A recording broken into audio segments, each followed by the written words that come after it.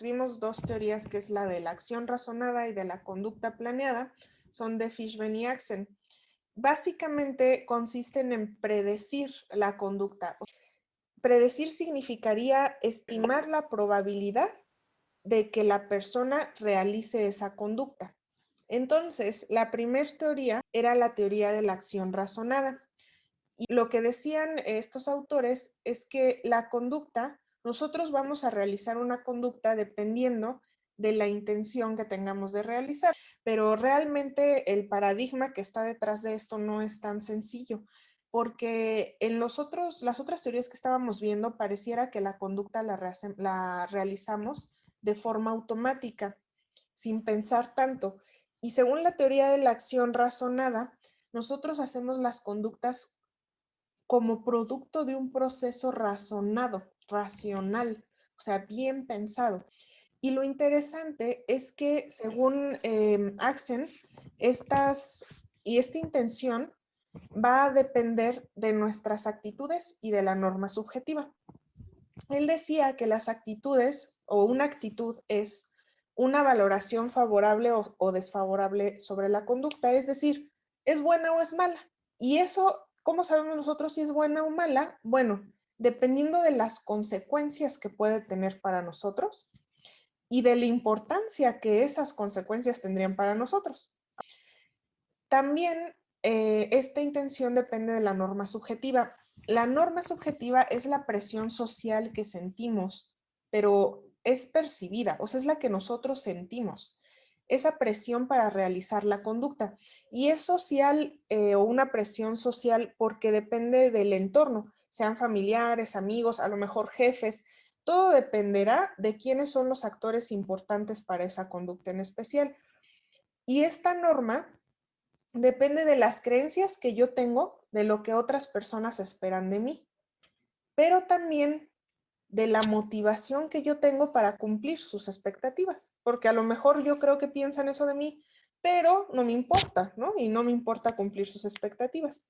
Entonces vamos a ver un ejemplo ahora, sobre hacer ejercicio. Recuerdan que les dije, tienen que pensar en un ejemplo con una conducta muy, muy, muy específica. Entonces, si eligieron algo de violencia, por ejemplo, tendría que ser robar, y qué específicamente robarían, ¿no? Robar un banco o a lo mejor robar en la tiendita de la esquina. O sea, algo así. Tiene que ser una conducta muy específica porque lo que tratamos de predecir es la probabilidad de que la persona la realice. Entonces vamos a ponerla con un ejemplo de hacer ejercicio. Imagínense que empezamos con cuáles son mis creencias sobre hacer ejercicio. Yo creo que va a tener un beneficio para mi salud. O sea, esas son las consecuencias que va a tener en mí. Y para mí eso es importante. Mi salud es importante. Entonces mi actitud hacia el ejercicio, pues es que hacer ejercicio es bueno. Ahora, por otro lado, mis padres creen que hacer ejercicio es bueno para mí. Esto es lo que yo creo que ellos creen, o sea, es mi percepción de lo que creo que ellos creen, ¿eh? Y además, yo quiero complacer a mis padres. A mí sí me importa cumplir con sus expectativas. Entonces, la opinión de mis padres sobre el ejercicio es importante. Yo siento presión de mis padres para hacer ejercicio. Eso me lleva a querer hacer ejercicio, tanto pensar que es bueno como que hay una presión detrás de eso. Y como la quiero hacer, las probabilidades de que yo haga ejercicio aumentan. El problema, y aquí es donde empiezan las críticas a esta teoría, es que cuando empiezan a hacer los experimentos con otro tipo de conductas se dan cuenta que no siempre funcionan. Por ejemplo, para fumar, para que una persona haga la conducta de dejar de fumar. Resulta que no es suficiente con creer, o sea, con estas disonancias, ¿no? De las que ya habíamos hablado, con creer que afecta mi salud, que mi salud es importante y que yo sepa que fumar es malo, o con que las demás personas importantes para mí piensen que yo debo de dejar de fumar y yo quiera cumplir con ello. No importa, no dejo de fumar. ¿Por qué? Lo que dicen ellos es que se debe al control percibido de la conducta. Y con esto la teoría cambia de nombre. Ya no se llama de la acción razonada, sino de la conducta planeada.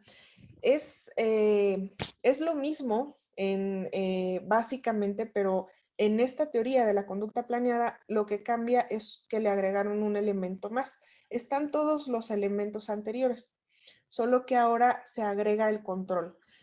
Y este control lo definen como la facilidad o dificultad que yo percibo tener, ya sea para hacer o dejar de hacer la conducta.